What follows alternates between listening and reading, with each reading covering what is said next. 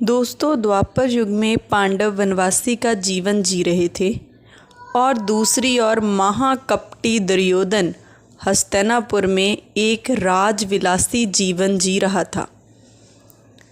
एक दिन महर्षि दुर्वासा अपने शिष्यों के साथ हस्तिनापुर अतिथि बनकर पधारे थे।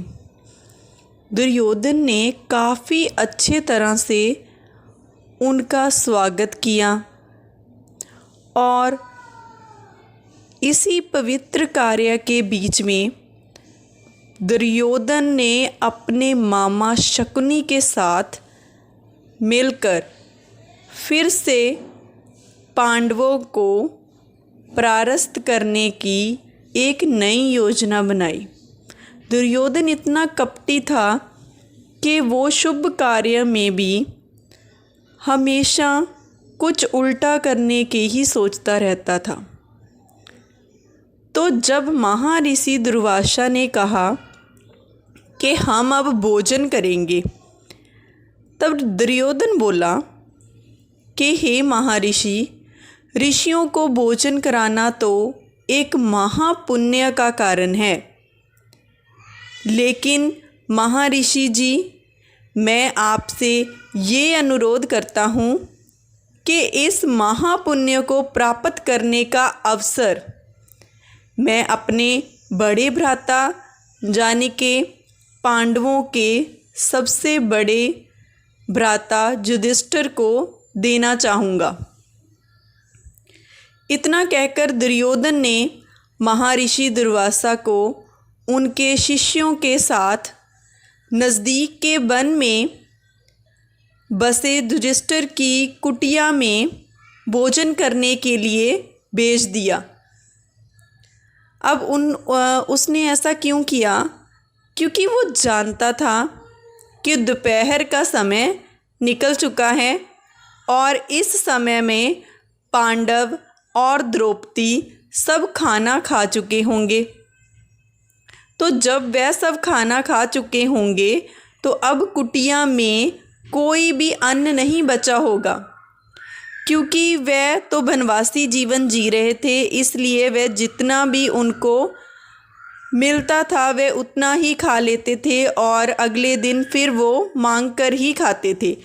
कुछ ही समय में दुर्वासा ऋषि अपने शिष्यों के साथ पांडवों की कुटिया के सामने चले गए।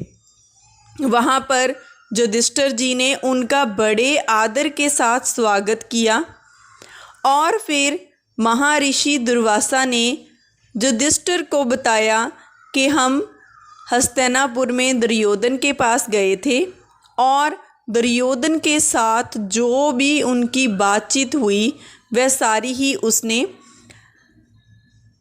युधिष्ठिर को बता दी और ये भी कहा कि अब मैं और मेरे शिष्य स्नान करने जा रहे हैं और स्नान के बाद हम भोजन ग्रहण करेंगे। इतना कहकर वह सभी ऋषिगण स्नान करने के लिए वहीं पास में ही एक नदी पर चले गए। तो अब धर्मराज युधिष्ठिर ने यह बात तुरंत जाकर द्रौपदी को बताई। तो द्रौपदी ने जब ये सुना तो वह बहुत ही परेशान हो गई और उसने कहा कि इस वक्त तो हमारे पास कुछ भी भोजन बचा नहीं है।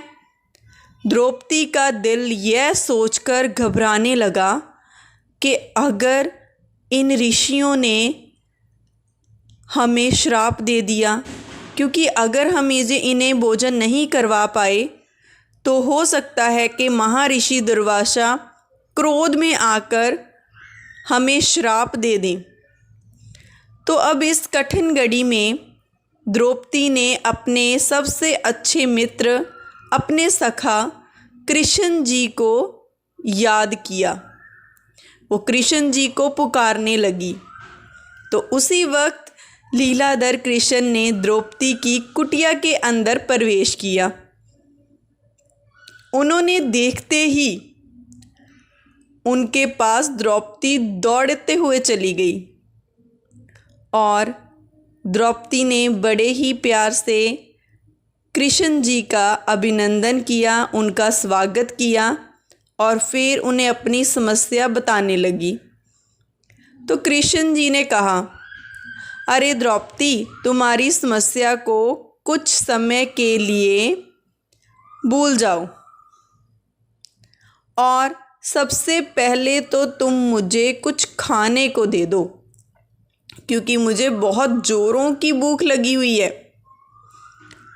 तो ये सब सुनकर द्रौपदी ने बोला कि घर में अन्न अब नहीं है। तो द्रौपदी ने अक्षय पात्र लाकर कृष्ण के हाथ में दे दिया कि आप खुद ही देख लीजिए, और साथ ही में उसने अपनी समस्या भी बताई कि यही तो मेरी समस्या है। महर्षि दुर्वासा और उनके शिष्य कुछ ही देर में भोजन करने के लिए आने वाले हैं, लेकिन मेरी कुटिया में, मेरे इस घर में तो जरा सा भी भोजन शेष नहीं है, क्योंकि हम सब भोजन कर चुके हैं।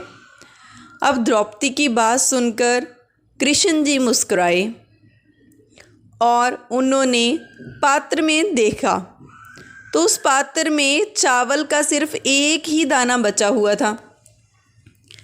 अब यह देखकर भगवान कृष्ण जी बोले, ये क्या, इसमें तो बहुत खाना बचा है और तुम बोल रही हो कि इसमें कुछ भी नहीं है। और उन्होंने इतना बोलते ही वह चावल का बचा हुआ एक दाना खा लिया। जैसे ही कृष्ण जी ने वह दाना खाया, उधर स्नान करके नदी से बाहर निकले महर्षि दुर्वासा और उनके सभी के सभी शिष्यों का पेट भर गया। यही तो है हमारे लीलाधर की लीला। कृष्ण जी ने फिर से अपनी लीला रचा दी। सभी ऋषियों का पेट भर गया और उन्हें डकारें आने लगी। और अब जबकि उन्होंने खाना खाने के लिए युधिष्ठिर की कुटिया में आना था, तो अब वह कुटिया की ओर आने की बजाय अपनी यात्रा के लिए प्रस्थान कर गए। सो दोस्तों, इस तरह से चावल के एक दाने से ही श्री कृष्ण भगवान ने ऋषियों को पेट भरकर भोजन करवा दिया और उनके क्रोध और श्राप से पांडवों की भी रक्षा की। ऐसी है हमारे लीलाधर की लीलाएं। मेरे चैनल को लाइक करें, शेयर करें। धन्यवाद।